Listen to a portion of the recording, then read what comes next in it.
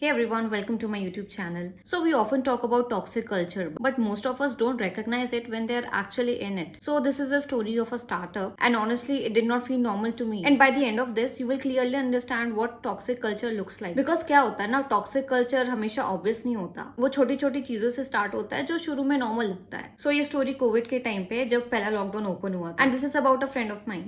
So थोड़ा background देती हूँ. वो बेसिकली फ्रेशर था. उसको गुड़गांव के किसी स्टार्टअप ने रीच आउट किया था via LinkedIn and interview process वगैरह हुए. देन वो वहां पे जाके रिलोकेट हुआ. तो ये स्टार्टअप बहुत ही छोटा था. सिर्फ 4-5 कोडर्स थे और सारे मेल थे और ये कोवर्किंग स्पेस में काम करते थे और इसका ऑफिस कहीं गुड़गांव में सेक्टर 28 के आसपास था. और जो फाउंडर था ना वो बहुत ही टॉक्सिक, सेडिस्ट और मैनिपुलेटिव था. तो एक दिन ना शाम को अराउंड 5-6 बजे इस फाउंडर की एक इन्वेस्टर के साथ मीटिंग थी. काफी क्रिटिकल थी. ऑल्दो इसमें और कोई इन्वाइटेड नहीं था बट इसने सबको बता रखा था. फिर वो मीटिंग कंप्लीट करके अपने केबिन से निकला और जैसे ही निकला उसका एकदम मुंह उतरा हुआ था. किसी ने कुछ बोला नहीं but it was pretty evident की meeting did not go well. तो ना यूजुअली ये लोग अराउंड 7:30-8 बजे तक चले जाते थे बट उस दिन ऐसा माहौल सा हो गया था कि कोई अपनी डेस्क से उठा ही नहीं. एक तो सब फ्रेशर थे और फ्रेशर तो यूजुअली थोड़ा सा हेजिटेंट होते ही है रीच आउट करने के लिए. फिर समवेयर बिटवीन 8:30 to 9 PM किसी ने कैसे तैसे हिम्मत करके जाकर बोला उस फाउंडर को कि कैन वी लीव नाउ. तो भाई उस फाउंडर ने पता है क्या बोला. उस बंदे ने बोला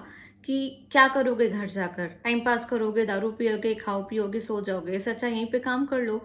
आई मीन हु सेज दैट. अब टेक्निकली देखे तो उस बंदे ने फोर्स नहीं किया बट जिस टोन में बोला तो वैसा एनवायरमेंट ही क्रिएट हो गया. कोई घर जा ही नहीं पाया. फिर उस फाउंडर ने क्या किया, पिज्जा वगैरह ऑर्डर करा और जाके दारू वारू की बोतल ले आया और पूरा माहौल सा बना दिया ऑफिस में. अभी देखने और सुनने में तो काफी कूल लग रहा है बट दारू पीकर कोट कौन करना चाहेगा. और मेन बात तो ये कि कोई डेडलाइन नहीं थी और कोई भी इंपॉर्टेंट काम नहीं था. वो बस इन सबसे जबरदस्ती काम करवा रहा था अपना ईगो सूद करने के लिए. इसकी जो मीटिंग बेकार गई थी ना वो इस तरीके से उसको कंपनसेट कर रहा था. फिर जैसे ही माहौल बना, बॉटल खुली, काम बंद हो गया. मुश्किल से 10% काम हो रहा था, बाकी बस टाइम पास हो रहा था. सब बैठ के बातें कर रहे थे. फाउंडर बड़ी अपनी स्ट्रगल स्टोरी बता रहा था और साथ में एक नई स्ट्रगल स्टोरी क्रिएट भी कर रहा था फ्यूचर एम्प्लॉयज को बताने के लिए. तो ये सब चलता रहा 11-12 बजे तक. फिर वो बंदा ले देकर अपने डेस्क में ही सो गया. आई मीन लिटरली सो गया. मतलब जब कुछ काम है नहीं, कोई डेडलाइन नहीं है, कुछ इंपॉर्टेंट काम नहीं है तो भाई क्यों लोगों को परेशान करना. मतलब उसे बहुत अच्छी तरीके से पता था कि सब फ्रेशर है तो कोई कुछ